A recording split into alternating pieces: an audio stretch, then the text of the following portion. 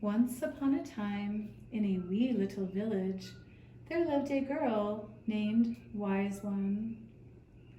When Wiseone was very small, all the folk were happy and shared together in work and song. Each day they rose with the light of the sun, and they went about their work. The cobbler would tap, tap, tap at his stool and make shoes for all of the children. The baker would pat, pat, pat his rich brown loaves of bread. And the candle maker would dip, dip, dip his candles in the hot wax until they were tall and fat and could burn all through the long nights. However, as Wiseone grew older, the life in the village began to change. The people no longer rose with the light of the sun, and they no longer went to their work. And so the people had no shoes to warm their feet. They were hungry, and the nights were long and dark without the golden glow of the candles. The people forgot all of their songs, and they hid in their houses and were afraid. One dark night, the wolf came into the village, and he crept up to their houses, and the wolf stole away with all of the young children.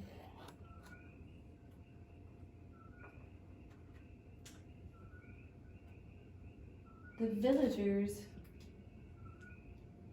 were too afraid to chase after the evil wolf, except for Wiseone. She missed the little ones very much, and so she decided to go into the forest and find the lost children and lead them home. The cobbler felt sorry for Wiseone, and so he gave her his last pair of shoes. The candle maker gave her his last candlestick, and the baker gave her his last loaf of bread. And so with these things, Wiseone set out for the deep, dark wood. She walked and walked for a long time before she came to the edge of the forest. Her shoes were broken and worn and could carry her no further, and as she ate the last crumbs of the bread, her candle burned out. And so Wiseone rested at the edge of the forest. That evening the sky turned large and black, and a terrible storm raged through the wood. Great fists of thunder broke upon the night. Blazing flames of lightning hurled to the ground. Wiseone was very much afraid. She wanted to run back to the village and hide in her little house, but the village was so far away, and she remembered the children whom she loved so dearly, and she knew she must go on. I am afraid in the terrible storm.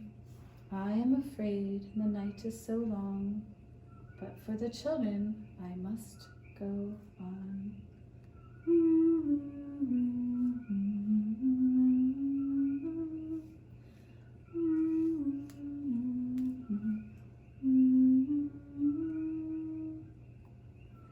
At that moment, the last blazing stick of fire fell to the ground at Wiseone's feet.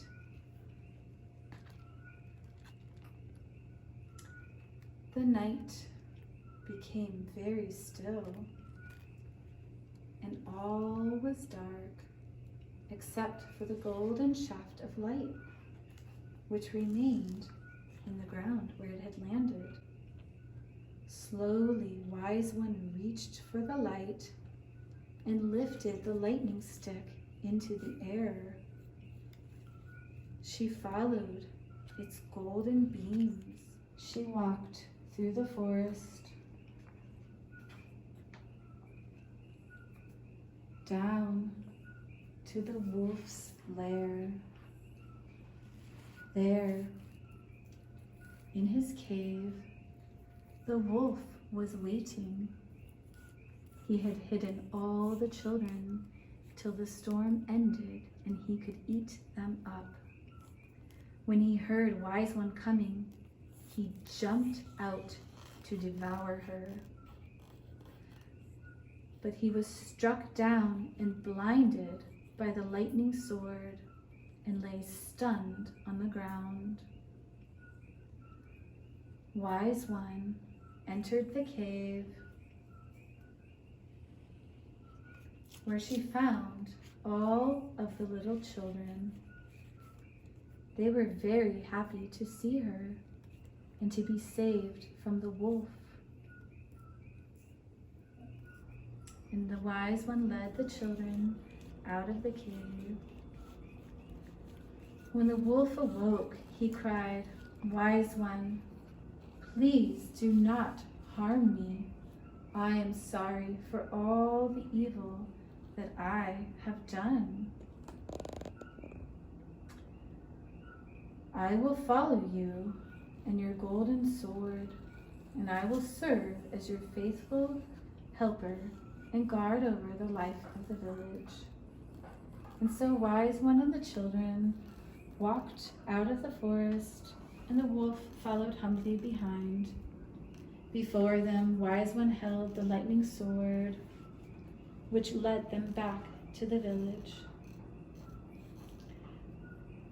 The night was now over, and as the sun dressed the morning in the glow of day, the villagers awoke from their sleep. When they saw the children, the people rejoiced, and they gave thanks to Wiseone for her mighty deed. And again they sang their songs. Morning has come, night is away. We rise with the sun and welcome the day. And the golden sword continues to be the light of the village. Glimmer,